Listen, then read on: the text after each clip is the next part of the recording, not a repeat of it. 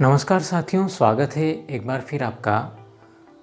पिछले वीडियो में हमने प्रश्नावली 4.1 का प्रश्न क्रमांक 1 को हल किया था।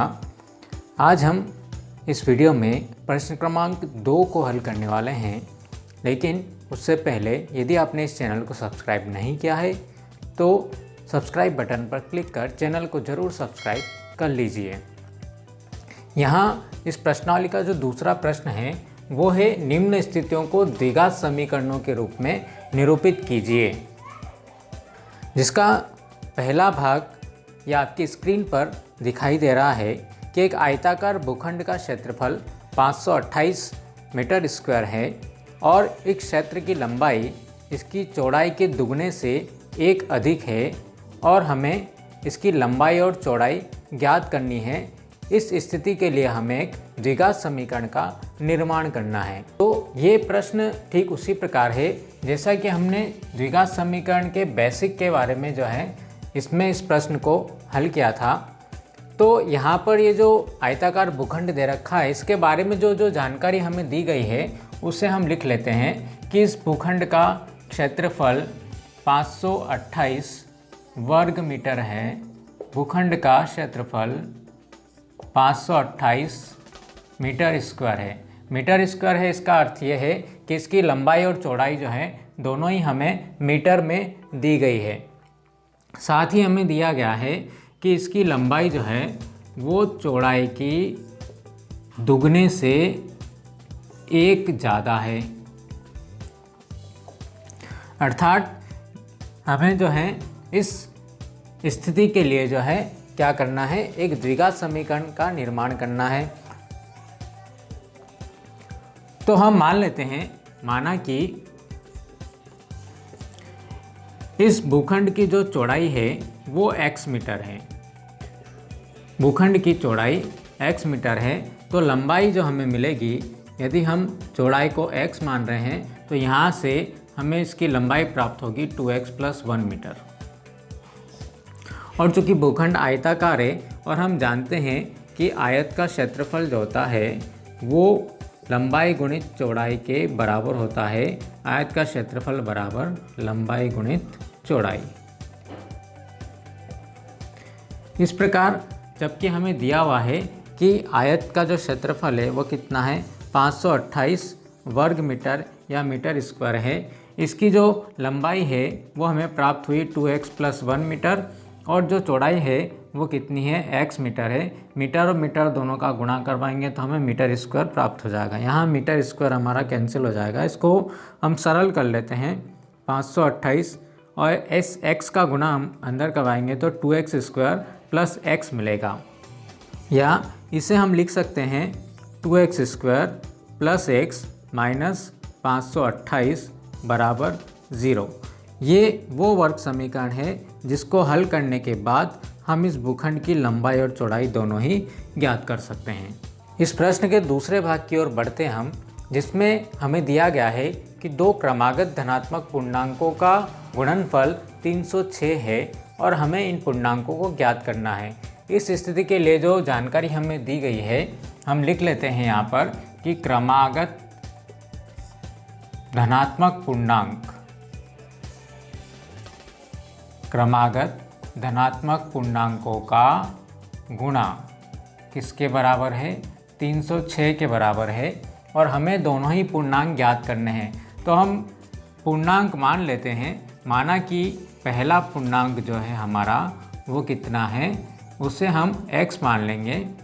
तो इसका जो क्रमागत होगा, क्रमागत अर्थात इसके अगले क्रम में क्या आएगा। उदाहरण के लिए हम मान लेते हैं कि 5 का क्रमागत जो पूर्णांक होता है वो क्या होता है, 6 होता है। उसमें 1 जोड़ने से हमें प्राप्त होगा क्रमागत पूर्णांक। तो दूसरा पूर्णांक हमें प्राप्त हो जाएगा, कितना प्राप्त होगा, x + 1। अब हमें जो यहाँ पर स्थिति दी हुई है कि इन दोनों का गुणा अर्थात पहला पूर्णांक और दूसरा पूर्णांक दोनों का गुणनफल जो है कितना प्राप्त होता है, 306 प्राप्त होता है। तो इसको हल करने से हमें एक द्विघात समीकरण प्राप्त होगी। इसका गुणा हम अंदर करवाएंगे तो x² और इसका गुणा 1 में भी होगा तो हमें मिलेगा +x = 306। और इसको हम लिख लेते हैं द्विघात समीकरण के मानक रूप के अंदर और द्विघात समीकरण के मानक रूप में लिखने के लिए हमें क्या करना पड़ेगा, इस 306 को इधर लेकर के आते हैं तो बराबर के इधर हमें प्राप्त होगा 0। तो इसे हल करके हम जो है दोनों ही धनात्मक पूर्णांक जो है प्राप्त कर सकते हैं। यहाँ हम बात करें तीसरी स्थिति की, जिसका समीकरण का निर्माण हमें करना है। उसमें ये दिया गया है कि रोहन की माँ उससे 26 वर्ष उम्र में बड़ी है तथा रोहन की आयु और रोहन की माँ की आयु का गुणा 3 वर्ष बाद, अब से 3 वर्ष बाद यदि उनके आयु का गुणा करवाया जाए तो वो हमें 360 प्राप्त होगा। तो हमें रोहन की आयु ज्ञात करनी है। तो इसके लिए हम स्थिति बनानी है। तो चूँकि हमें रोहन की आयु ज्ञात करनी है, इसलिए हम मान लेते हैं कि रोहन की जो वर्तमान आयु है वो x वर्ष है। रोहन की वर्तमान आयु x वर्ष है। जब रोहन की वर्तमान आयु x वर्ष है तो रोहन की माँ की वर्तमान आयु हमें प्राप्त हो जाएगी। रोहन की माँ की वर्तमान आयु, चूँकि रोहन की माँ जो उससे 26 वर्ष बड़ी है तो हमें प्राप्त होगा x धन 26 वर्ष। अब यहाँ पर हमारे सामने लिखा हुआ है कि अब से 3 वर्ष बाद, 3 वर्ष बाद अर्थात हम गिने तो 3 वर्ष के बाद, अभी रोहन की आयु अगर हम मान लेते हैं कि 10 साल है तो 3 साल बाद वो कितनी उम्र हो जाएगी, उसकी 13 साल हो जाएगी। लेकिन अभी हमारे पास में यहाँ पर हमने चर x माना हुआ है, तो 3 साल बाद जो है रोहन की जो आयु रहेगी वो कितनी रहेगी, x प्लस 3 ईयर्स हो जाएगी। और रोहन की माँ की जो आयु है वो हमें प्राप्त होगी, रोहन की माँ की आयु अभी कितनी है, x प्लस 26 है। इसके अंदर अगर हम 3 प्लस कर देंगे तो x धन 26 धन 3 अर्थात x धन 29 वर्ष जो है हमें प्राप्त हो जाएगी।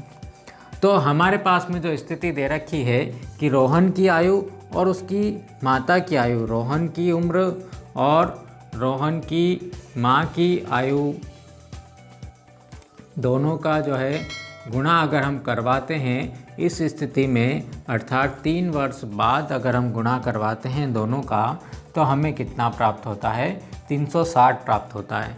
तो हमारे पास में अभी की स्थिति में रोहन की उम्र जो है वो कितनी है, x प्लस 3 है और रोहन की माँ की जो उम्र है वो x प्लस 29 है, बराबर हमें प्राप्त होगा 360। इन दोनों का हम गुणा करवा देते हैं तो हमें मिलेगा x² plus 29x plus 3x plus 29 दिया हमें प्राप्त हो जाएगा 87 बराबर 360। यहाँ पर हम देख लेते हैं कितना मिल जाएगा, x² प्लस 29 और 3 हो जाएगा 30 31 32x प्लस 87 और इधर से हम 360 को इधर लेकर के आ जाते हैं तो माइनस 360 बराबर 0। तो अगली स्टेप में हमें प्राप्त होगा x² प्लस 32x माइनस 360 में से 87 हम माइनस करते हैं, क्योंकि माइनस वाली संख्या यहाँ पर जो है अपने पास में कितनी है, बड़ी है। तो हमें प्राप्त हो जाएगा यहाँ पर 273 बराबर 0। ये हमारी जो है इस स्थिति के लिए वर्ग समीकरण हमें प्राप्त हो चुकी है। इस प्रश्न के अंतिम भाग की बात करें, जिसके लिए हमें द्विघात समीकरण का निर्माण करना है।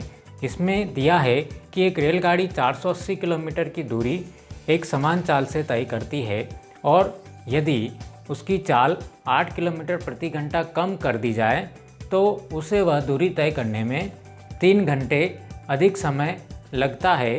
तो उस रेलगाड़ी की चाल हमें ज्ञात करनी है।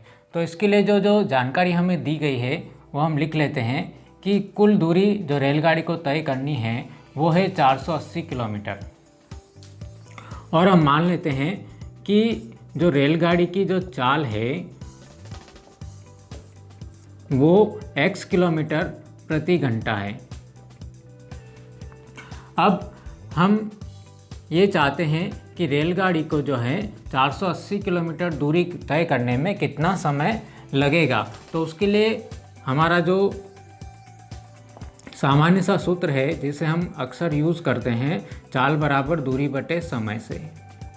यदि हम यहाँ पर समय ज्ञात करना चाहते हैं तो ये सूत्र परिवर्तित होकर बन जाएगा समय बराबर दूरी बटे चाल। यहाँ पर अपने को जो है 480 किलोमीटर दूरी तय करवानी है रेलगाड़ी से, तो 480 किलोमीटर तय करने में लगा समय ये हमको प्राप्त हो जाएगा। दूरी कितनी है 480 किलोमीटर और चाल कितनी है x किलोमीटर प्रति घंटा, मतलब कुल मिला के उसको 480 बटे x घंटे 480 किलोमीटर तय करने में समय जो है लग जाएगा। अब रेलगाड़ी की नई चाल हमें प्राप्त होती है कि उसकी चाल हमें क्या करनी है, कम करनी है। अभी x किलोमीटर है तो उसकी चाल घटा के हमको क्या करना है, x × 8 किलोमीटर प्रति घंटे करना है। तो नई चाल से रेलगाड़ी को जो है 480 किलोमीटर तय करने में लगा समय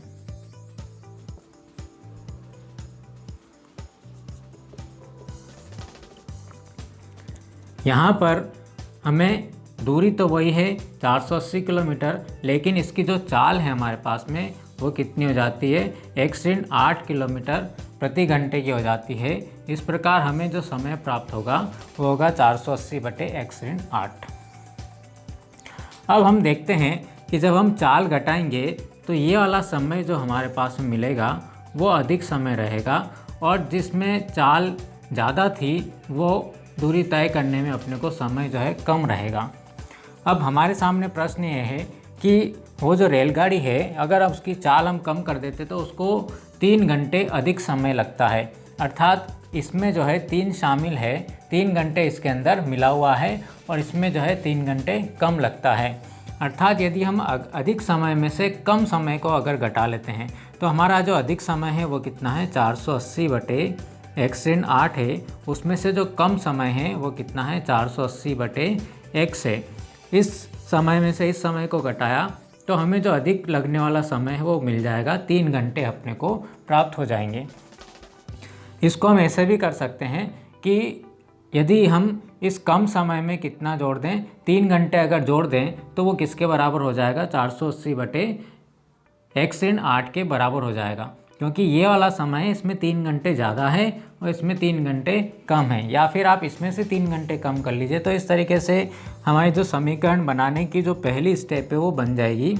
यहाँ पर हम क्या करते हैं, इनका लघुत्तम ले लेते हैं। लघुत्तम में हमें मिलेगा x ऋण 8 गुना x। अब लघुत्तम लेने के लिए आपको हर से हर को भाग लगाना, x ऋण 8 से x ऋण 8 हमारा कट जाएगा, बचेगा कितना, x बचेगा, उसका गुना अपने को 480 में कराना है तो अपने को प्राप्त हो जाएगा 480x माइनस, यहाँ x से x को भाग लगाएंगे, बचेगा x ऋण 8, इसका गुना हम 480 में करवा दें तो 480 गुना x ऋण 8 बराबर के इधर प्राप्त हो जाएगा 3। इसको अंश को हम थोड़ा सा सरल कर लेते हैं, 480x माइनस 480x और माइनस माइनस प्लस हमें प्राप्त हो जाएगा। 480 का हम 8 में गुणा करवा दें तो 0, 8 64 हो गया, 6 बचा, 8 चौक 32 और 6 38, 3840 बराबर इसका गुणा जब हम इधर करवा देते हैं 3x × x माइनस 8। यहाँ ये प्लस का 480x और माइनस का 480x दोनों हमारे कैंसिल हो जाएंगे, और इस 3 को भी अगर हम इधर लेकर के आ जाते हैं तो अपने को प्राप्त हो जाएगा यहाँ पर 3840 बटे 3 बराबर, इसका गुणा हम जो है अंदर करवा देते हैं तो अपने को प्राप्त हो जाएगा x² माइनस 8x। इसकी अगली स्टेप में यहाँ पर हम जो है 3 से इसको काट सकते हैं, 3 एकम 3, 3 दूना 6, 2 बचा और 3 8 24, 1280 अपने को प्राप्त होगा, अर्थात हमें प्राप्त होगा x² माइनस 8x बराबर जो है 1280, 1280। इस 1280 को भी अगर हम इधर लेकर के आ जाते हैं तो ये हमारा समीकरण जो है मानक रूप में परिवर्तित हो जाएगा, x² plus bx plus c बराबर 0 के मिल जाएगा। तो ये हमारा जो है इसमें इसका द्विघात समीकरण हमें प्राप्त हो चुका है इस स्थिति के लिए, जिससे हम इस समीकरण को हल करके इस रेलगाड़ी की चाल ज्ञात कर सकते हैं। इस वीडियो में इतना ही। मिलते हम अगले वीडियो में इस प्रश्नावली के द्विघात समीकरणों को हल करने की विधियों के साथ में। यदि आपको वीडियो पसंद आया हो तो इसे लाइक कीजिए, अपने दोस्तों में शेयर कीजिए और चैनल को यदि आपने अभी तक सब्सक्राइब नहीं किया है तो इसे ज़रूर सब्सक्राइब कीजिए।